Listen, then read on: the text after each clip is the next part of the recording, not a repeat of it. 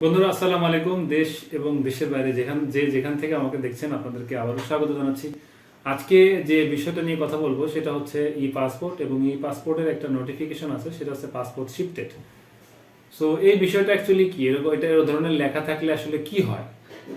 So পৃথিবীর প্রত্যেকটা জিনিসই নোটিফিকেশনই আসলে সহজ, কিন্তু যখন আমরা জিনিসটা জানি না তখন সেটা আমাদের কাছে অনেক কঠিন মনে হয়। এটাও আসলে একটা সহজ একটা বিষয়, সেটা হচ্ছে যখন পাসপোর্ট প্রিন্ট সমস্ত process all process already completed, তখন কিন্তু আপনার এই মেসেজটা দেখাবে যে পাসপোর্ট শিফটেড। তার মানে আপনি পঞ্চগড়, বাংলাদেশের পঞ্চগড় থেকে যে কোনো পঞ্চগড়ের যে কোনো জায়গা থেকে পাসপোর্টের আবেদন করেছেন। সো পাসপোর্টটা প্রিন্ট হয় অ্যাকচুয়ালি ঢাকা থেকে। সো পাসপোর্টটা প্রিন্ট হওয়ার পরে ঢাকা থেকে এটা পঞ্চগড়ে যাবে, এই কারণেই কিন্তু এটা লেখা আছে পাসপোর্ট শিফটেড। অ্যান্ড যখন এটা পাসপোর্টটা তারা ওখান থেকে আবার স্ক্যান হবে, তখন কিন্তু আপনার মোবাইলে অটোমেটিক্যালি রিসিভ হয়ে যাবে, লেখা আসবে পাসপোর্ট রিসিভ।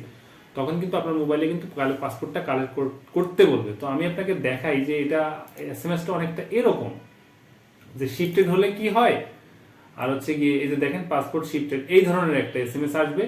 আর যখন আপনার পাসপোর্টটা আপনার আঞ্চলিক অফিসে পৌঁছাবে, তখন কিন্তু অনেকটা এরকম একটা এসএমএস দেখাবে যে পাসপোর্ট রিসিপ্ট।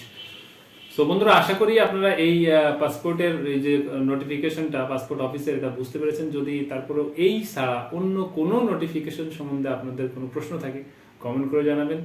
এবং চ্যানেলটা সাবস্ক্রাইব করতে এবং এই ভিডিওটা শেয়ার করতে ভুলবেন না, কারণ শেয়ার করলেই কেবলমাত্র আপনার যে ফ্রেন্ড সাইকেল যারা আছে তারা জিনিসটা দেখতে পাবে, তারা কোনো সলিউশনস পাবে। সো ভালো থাকবেন। আমি আপনার এবং আপনার ফ্যামিলি সুস্বাস্থ্য কামনা করছি। দেখা হবে আরও কোনো নতুন সলিউশন নিয়ে। আসসালামু আলাইকুম।